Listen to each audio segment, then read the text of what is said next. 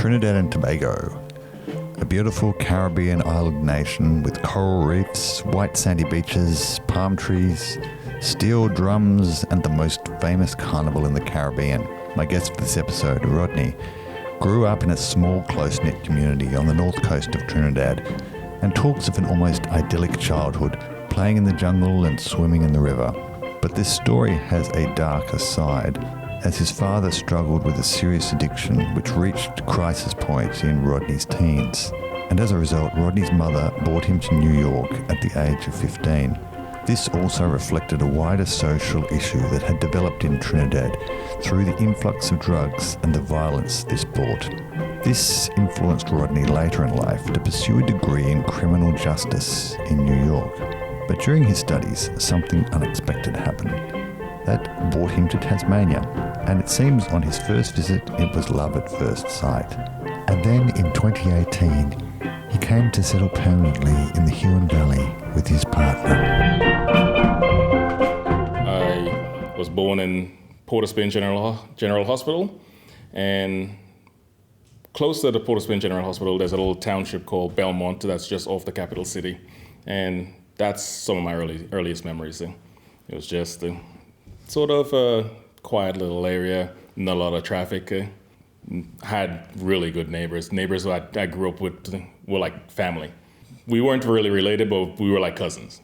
Yeah. It was like every day we'd go out and we'd play together and stuff, and that's some of the earliest memories I have in Trinidad. So it was, would you say it was sort of quite a close-knit community? In that little township, yeah. Everyone knew everybody. Yeah. Everyone, it was, for a place that was just off the capital city, on the street that we lived on, Palmer Street, I still remember it. It was actually, everyone knew everybody, so everyone would look out for everybody. When I left there and went to another part of the country, and I came back much older, people actually still remembered me. They'd see me and it's like, Rodney? I'm like, yeah, and I was like, wow, and I couldn't believe how big I got. Yeah. I spent a lot of my childhood in Belmont. That's pretty much where I lived with my mom, because like I mentioned previously before, I sort of lived with my mom, my dad, my grandmother. So I spent a lot of time in Belmont. Belmont was, I'd say, a huge chunk of my childhood.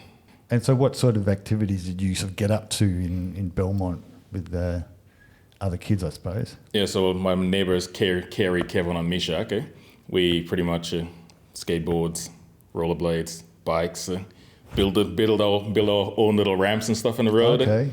Jump over bricks. Yeah. It was good fun.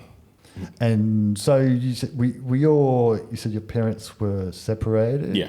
So how old were you when that happened? Couldn't remember how exactly when they were separated. My memory doesn't go back that far. Okay. So when you were pretty young? Yeah, when I was pretty young, they sort of separated. Yeah. But they would still work, do stuff together and stuff, but they weren't really a couple together. Yeah. So they were living in different parts of the country? Yeah, different parts of the country, yeah. So that's what took you sort of around? Yeah, took me all over the place. So I lived with my dad, who I actually enjoyed living with my dad a lot more than living with my mom. Yeah, why was that? Me and my dad were very close. When we were growing up, we were very close. So my dad couldn't go anywhere without me wanting to go with him. Yep. Even to it'll be sort of funny, but if I ever saw my dad putting jeans on, I would break down crying because I want to go. All right. Yeah, my dad, we had a really good connection. And what did your dad do?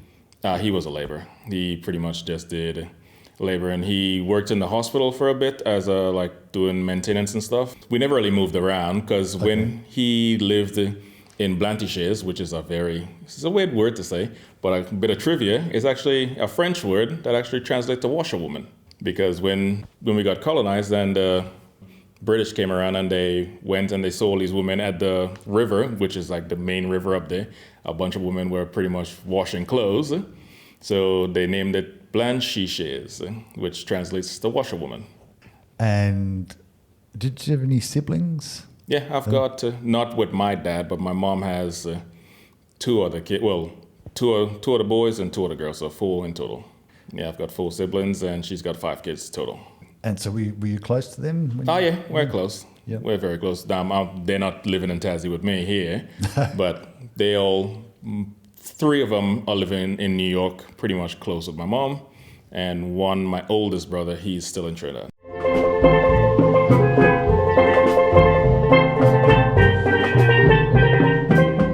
And what do you remember about school in Trinidad? School, fun times. Best sort of schooling I'd say I've ever had. Well, not like education-wise, but going to school and having connections with friends and having fun and stuff and playing. When I was in Blanchisges up in the countryside, so on the north coast, it's pretty much in the bush. So you would pretty much go in the back of the school, and you would just go venture in the forest, really. Okay, yeah. Yeah, we just muck around, play all over the schoolyard. Like, we had a very big compound. Not a big school because it's just a countryside school. So the school wasn't overly huge, but the compound was massive. Yeah. So we had a lot of area to play around. Yeah. And so what kind of games were popular at school? Well, we used to marble pitch, playing marbles. Okay. We'd play cops and robbers sort of thing. So we'd make up our own little makeshift little guns and stuff and be playing. That's where playing in the jungle comes in. So we would pretty much go out the back fence and we'd be in the bush hiding from each other and searching for each other up in the bush. And how does the bush in Trinidad compare to like Tasmania? Is it like, do you see wild animals there? Yeah. I was actually talking to this with my boss the other day because he is very fascinated because he hunts over here. Okay. So he was very fascinated about what type of wild animals and stuff are over there. And yeah, there's a lot of wild animals. You'll get wild hogs, deers, armadillos, possums, a whole lot of possums, iguanas, anteaters, mongoose. The list goes on and on. I loved being up in the countryside, especially having the beach and the river. Yeah, go fishing on the rocks, go kayaking, swimming. I learned to swim the hard way up there and just chucked me in. Oh, okay. Yeah, friends and them just threw me into the river in the deep end. Yeah, I learned to swim by force.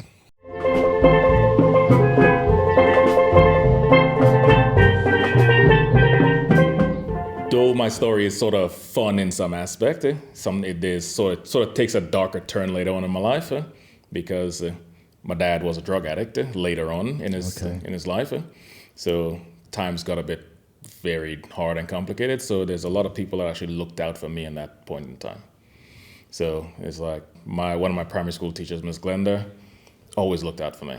Some friends, their parents, but like my friend Letitia, her grandmother, she looked out for me quite a lot. And even to this day, like I'll talk to Letitia, we're still friends. And even though she still lives in Trinidad and things get hard for her over there, if she ever needs anything, I'd help her out. Mm-hmm. Because I know her grandmother did a lot for me, made sure I had something to eat, made sure I had a bit of pocket money and stuff. Her grandmother took very good care of me, like looked out for me when my dad was in a really bad place. Yeah. And was that sort of how that community was, that people did look after each other? Back then, it was exactly like that. It pretty much came to a point where you would go out and it's like the saying goes, it takes a village to raise a kid. That's something that Blanchisges was a very tight-knit community. Like everyone knew everyone talked to everyone.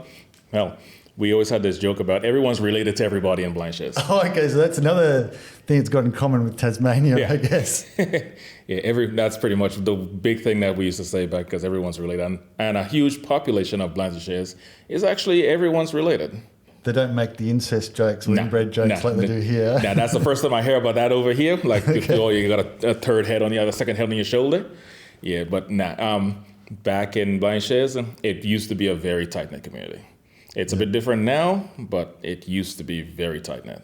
And I imagine being in that kind of community, it does help you get through those really difficult, you have difficult times. It's important to have that support. Yeah, it did. Yeah. It was I would have probably turned out way different if that community wasn't the way it was.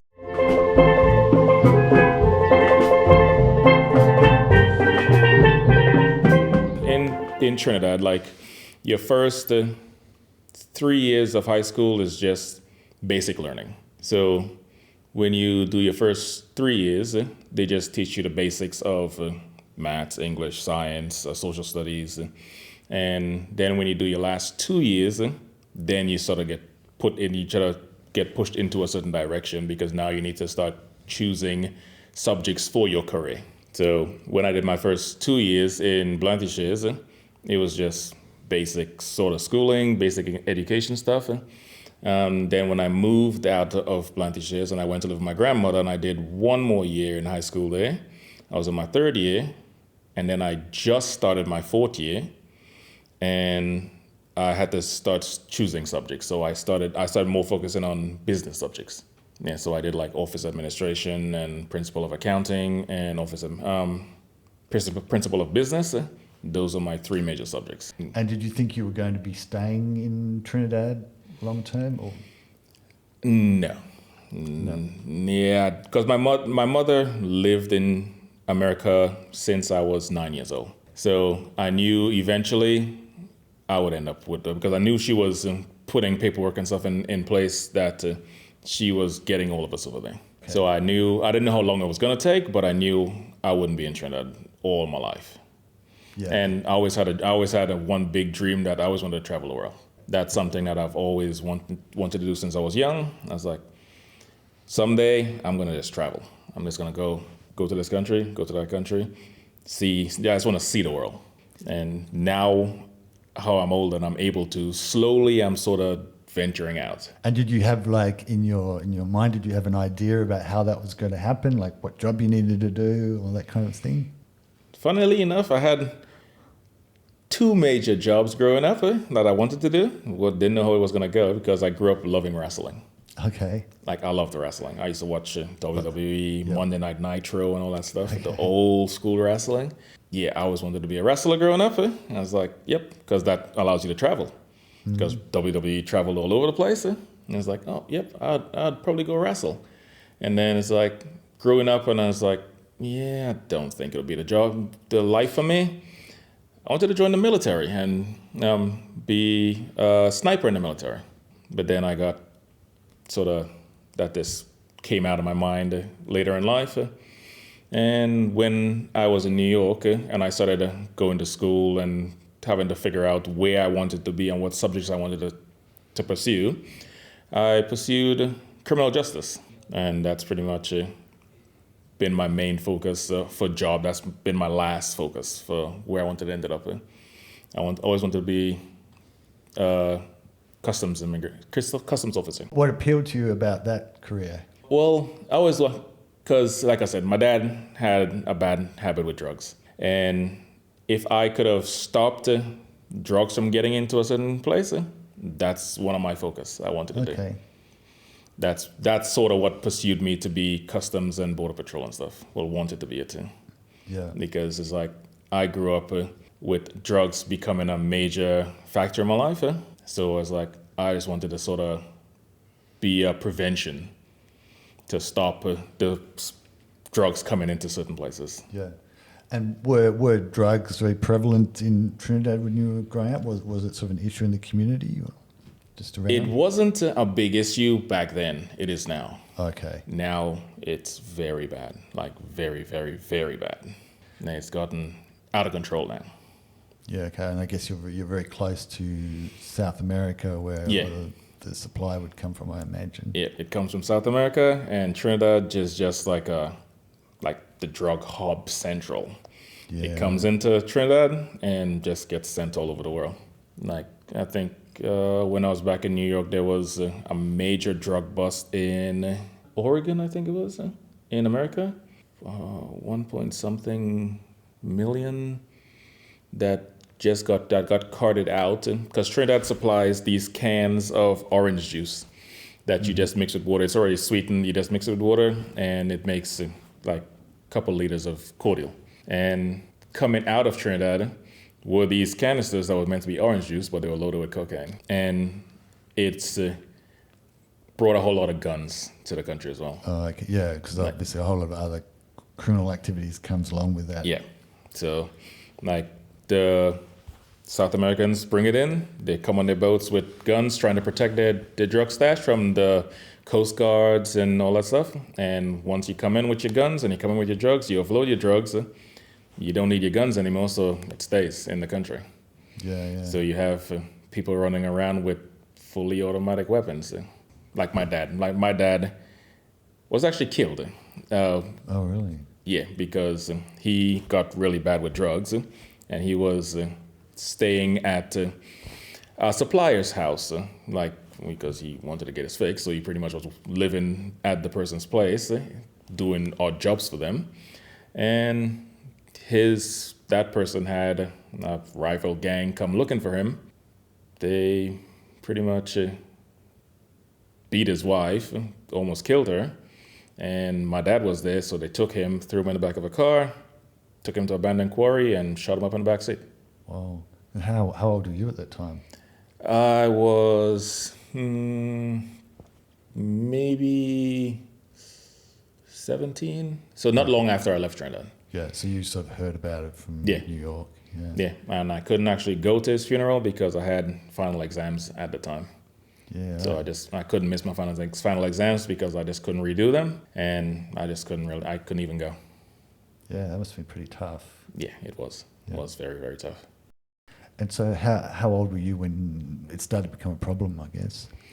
When did, would have been 13, I think, when drugs made its way into my home and became a major problem. And did something happen in his life that sort of prompted this, or was it just... Well, he was on drugs before I was born. Oh, okay. Like before I was born, and then he sort of cleaned himself up. He went to rehab and sort of was okay, and didn't relapse for a very, very long time until he got into a relationship with a woman who pretty much was on drugs. Yeah, it just sort of brought itself back in. Yeah, that's a bit sad.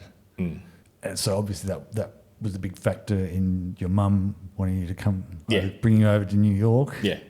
Wanted to just get me away from everything and give me a better life.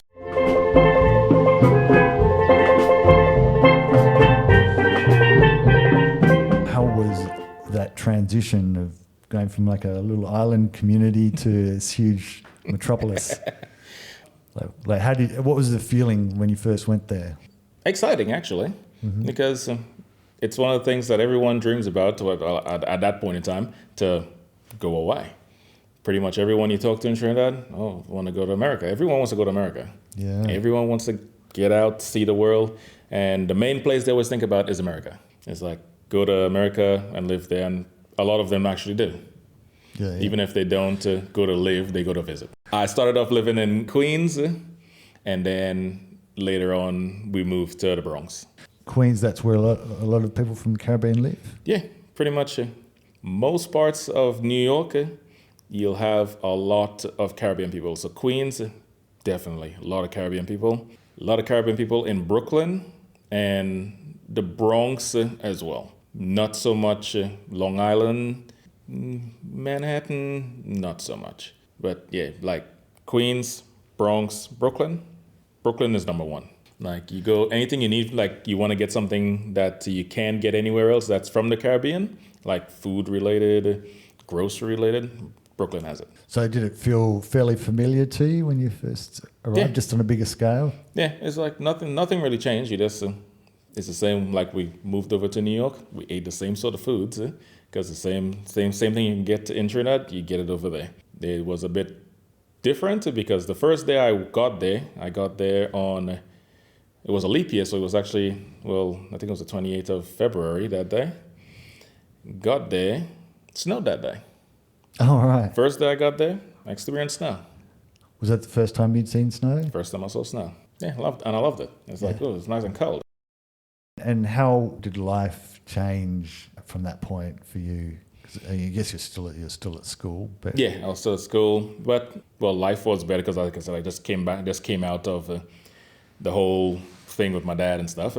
But yeah, life was a bit better. It was a lot better.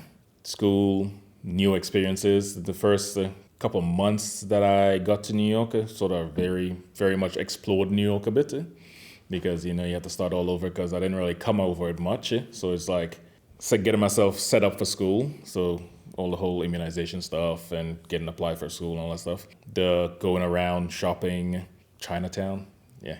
Mm-hmm. And I imagine school was probably quite different as well.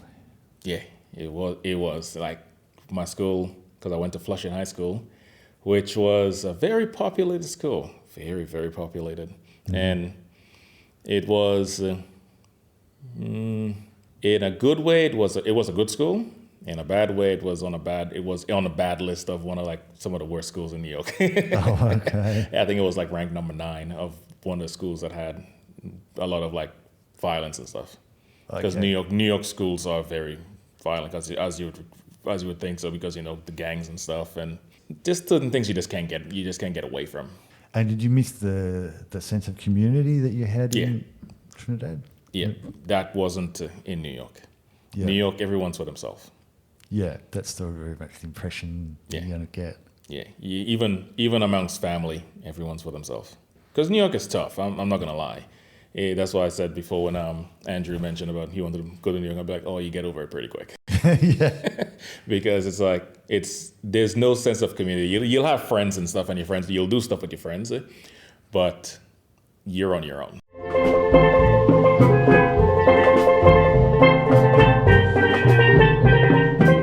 So you were sort of in the end part of your schooling there, though. Yeah. And I guess that's where you're having to make all those hard decisions about what am I going to do with my life and all that. And you've sort of mentioned some of your dreams, but how did you get into studying criminal justice, I guess?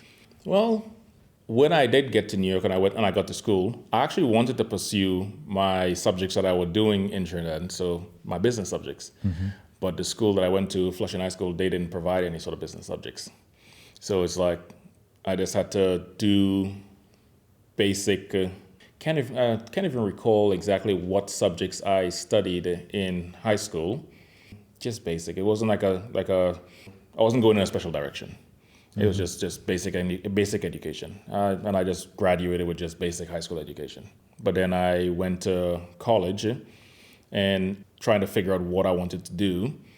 Talking to people, everyone was like, "Why don't you join the police force?" Because in my family, I've had people that are police officers, and I have fire officers and all that stuff. So it's like, why don't you join the police officers? So I sort of went after criminal justice, Okay, just sort of following what I know. so your thought was that maybe you could work in the police force afterwards. Yeah, well, I never really wanted to go into police exactly because funny little joke. When I was in college, my professors and them, they would be like, he always just said, don't ever join a police force, and he's teaching policing and stuff, and he's like, don't ever join the police force, Right. Interesting. because if you want to know where the money's at, go into all these different buildings. The police department is owned by the state. You go in there, and he's like, you always go into the toilet. Go into the toilet and see where the tiles are on the wall. The police department, they'll have no tiles on the wall, or they'll probably have tiles halfway up the wall. You go into federal police building, the whole thing's tiled, luxurious, because the money's there. Yeah, so yeah. he's like, don't just join the police force for a precinct for state police. You want to go pursue federal policing, because that's where everything you get paid more. There's more benefits, and that's pretty much what drove me towards wanting to do customs, federal police. It wasn't just your mother in New York; you had other family there as well. Is that right? Yeah, I had 2 other sisters and a brother, so there was 4 of us with my mom living together. And like, did your mum want you to go in a certain direction, or was she happy to sort of let you? Do When you want? it comes to schooling, my mom doesn't really have a say. Or my siblings, well, not because they don't have a say, but they never finished high school. Of my family, my immediate family, I'm the only one who ever finished high school. My brother, he dropped out. He went to a trade school. He just became a trade tiler. My 2 other sisters, they pretty much dropped out of high school. My sister before me, because I'm the youngest, Michelle, my sister, who's like 3 years older than me, she got to her 4th year of high school and got pregnant. So she pretty much dropped out. Yeah. And my eldest sister, she dropped out. She went to like back in Trinidad, which is like, if you don't want to go to high school, they send you to this version of high school, which is like a shorter term of high school. And she went to that, but I don't think she finished it. I'm not 100% sure that she finished it.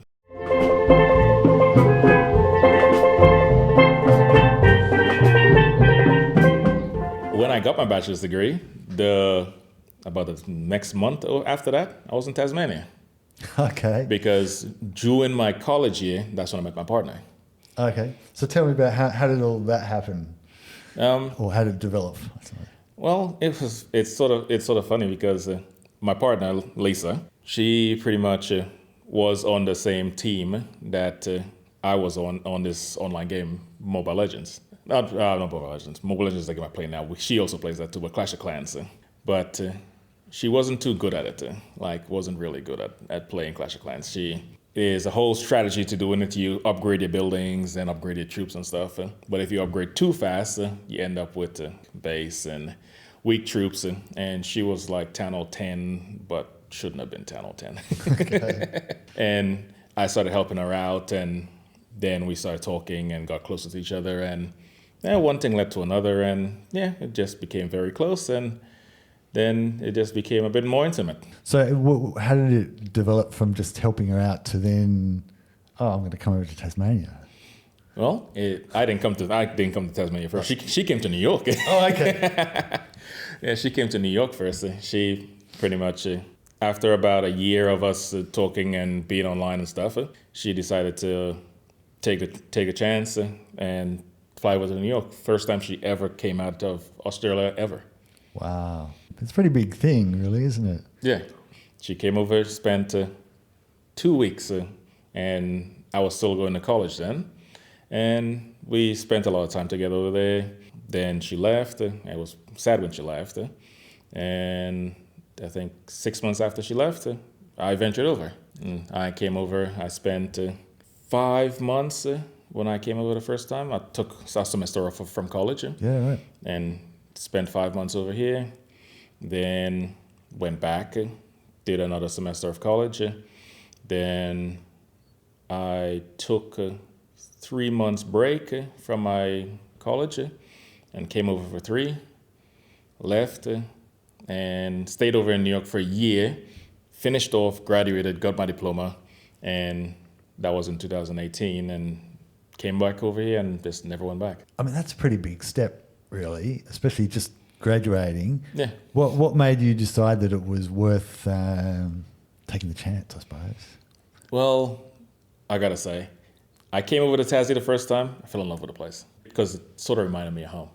Okay. Like Trinidad home. Yeah, right. Because after being in New York for 10 years, it just brought me back to a more slowed down pace.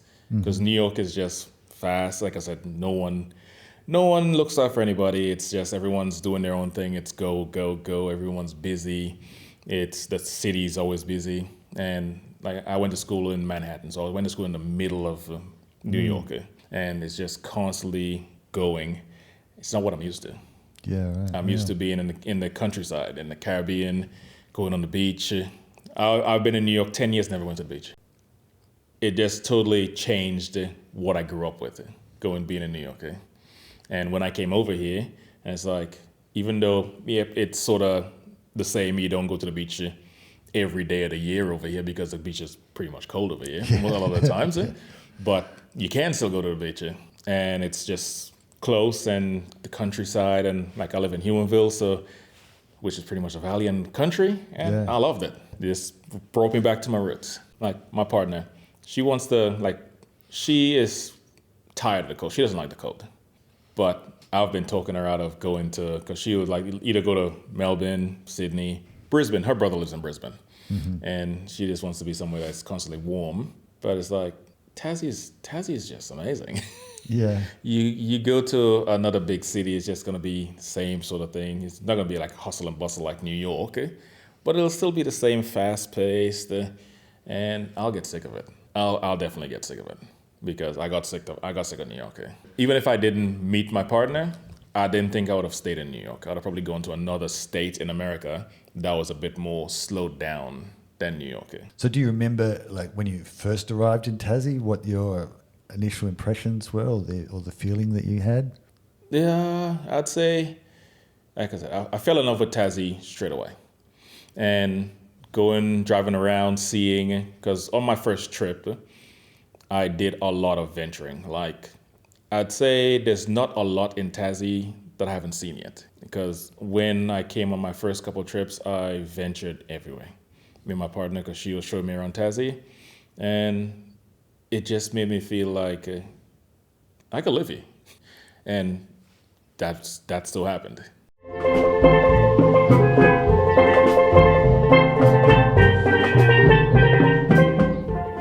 One of the first things I did when I came over here was started renovating the house that we live in.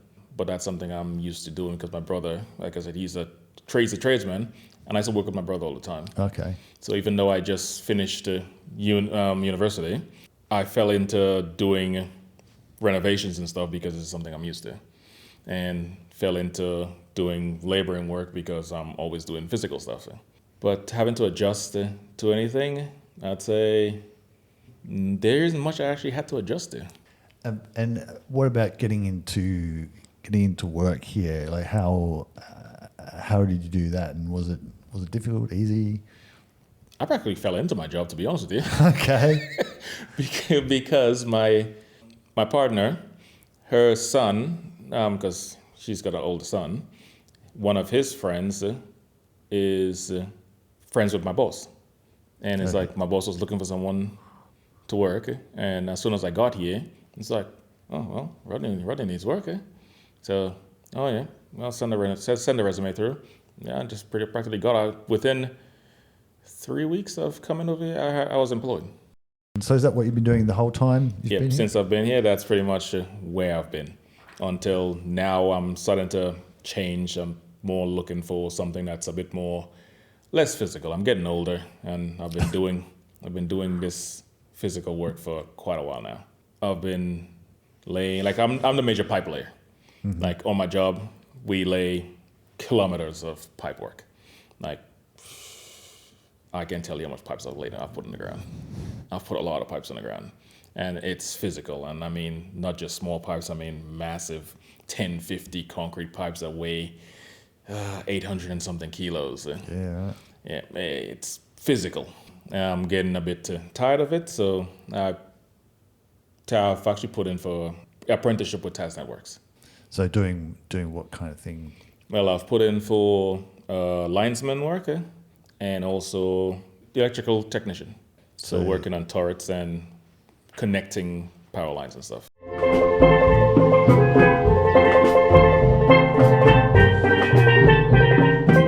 are some of the things that are perhaps similar about Tasmania compared to Trinidad? Well, not just Trinidad per se, but more like when I was living in Blantyres, I'd say. Because, like I said, I lived up on the coast, so having the forest on one side, because behind us we lived on the coastline, and pretty much you looked up on inland, all you would see is just hills and trees. And then you look coastline, it's just sheer water, nothing else but water. Mm-hmm. And being here, in a lot of places I've been, that's the same view you get. You look one direction, you get hills, you get Mount Wellington, you get Sleeping Beauty, you get, especially when I'm down Tassie, like I love the scenery of Tassie, in Huonville. Mm-hmm, yeah. I love the scenery of Huonville. My partner, not so much because she's been down there her entire life. Yeah. She's over most of it, but I love it. And what would you say would the biggest difference, I suppose, from here and either New York or Trinidad? Less violence, I'd say, definitely. Less violence.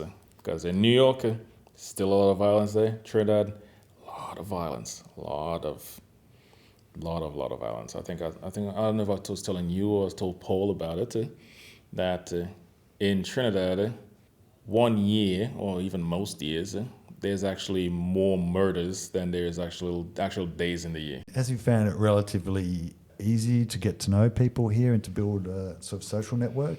Yeah, it actually is quite easy of it because Tassie is a very social place. From what I've experienced so far, everyone, well, a lot of people know everyone knows everybody, yeah. And it's just a small place. Like I always tell my partner, like me and my partner will go out, and I always joke. I was like, I can't take you anyway, because she will go out and she'll meet someone and they'll stop and they'll talk, and that pretty much brings the fact that now people know me as well. Yep. Because we'll go out. I didn't know a lot of people to begin with, and we would go out and she would meet people who she knew and introduce me to them, and then now I know them, and yeah, sort of just brought that about of how making it sort of easier than when you're in New York, because in New York is like, yeah, people are either just minding their own business or they just don't want to talk to you. Whereas over here, you'll pretty much go down to Woolies, go somewhere, and you can't see someone that you don't know. And is that sort of something that's familiar from Trinidad as well? Is Yeah. that the kind of, yep. Yeah, totally. You go somewhere, and you'll run into people everywhere.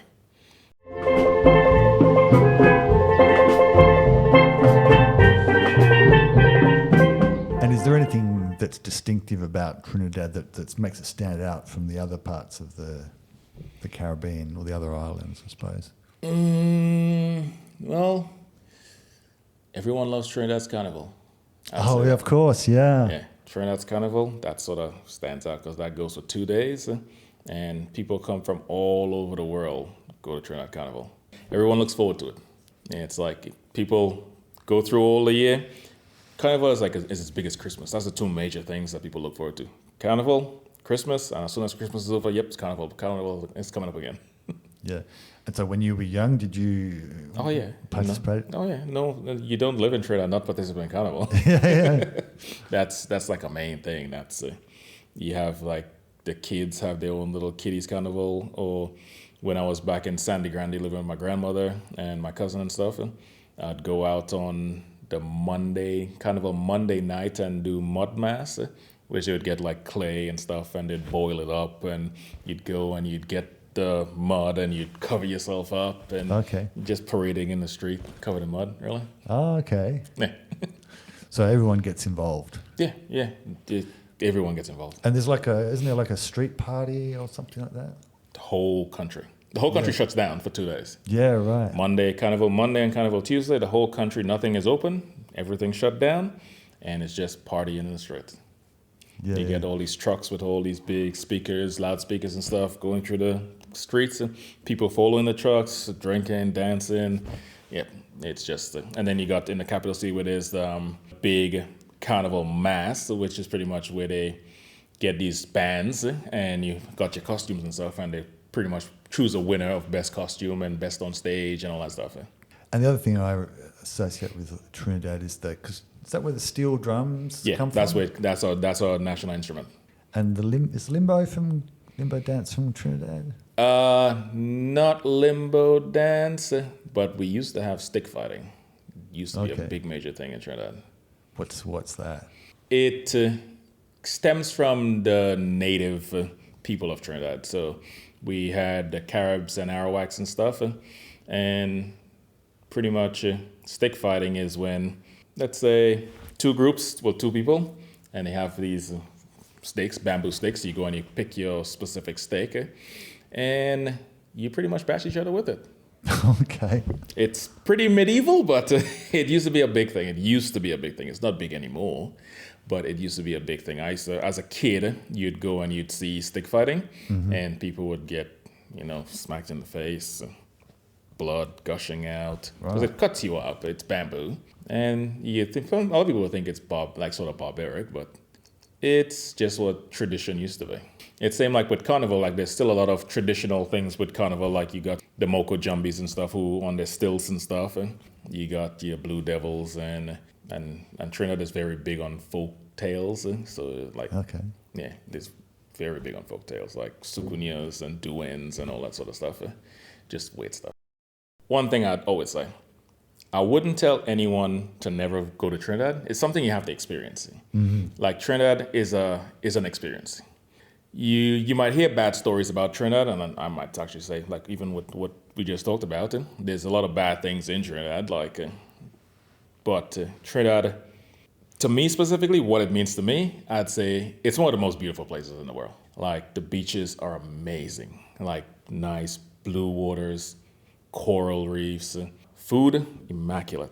If I go to Trinidad, I'll literally put weight on because all I do is go down there and I eat all the local food, street foods, because the stuff I grew up with, and I love it. I love Trinidad cooking. Give us a sense of what Trinidad cuisine is. So street food, doubles. You can't go to Trinidad and not have doubles.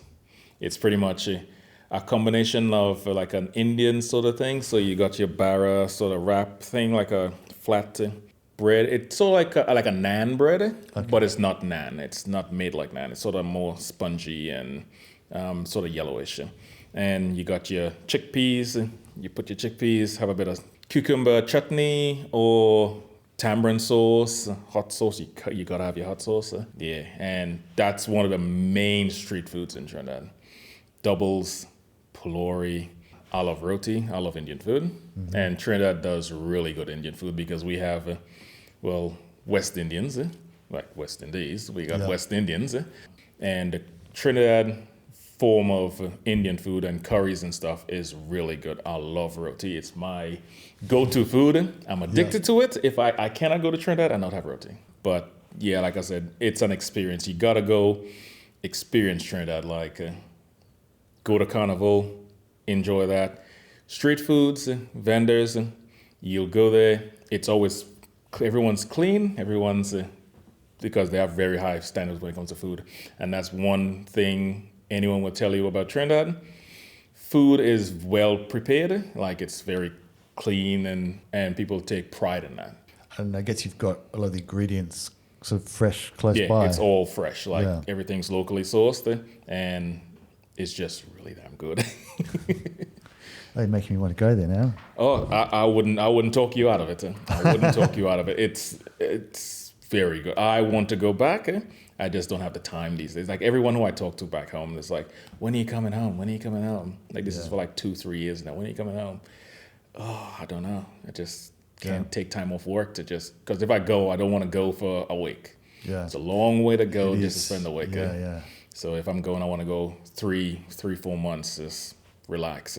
But I just can't take that kind of time off from work right now.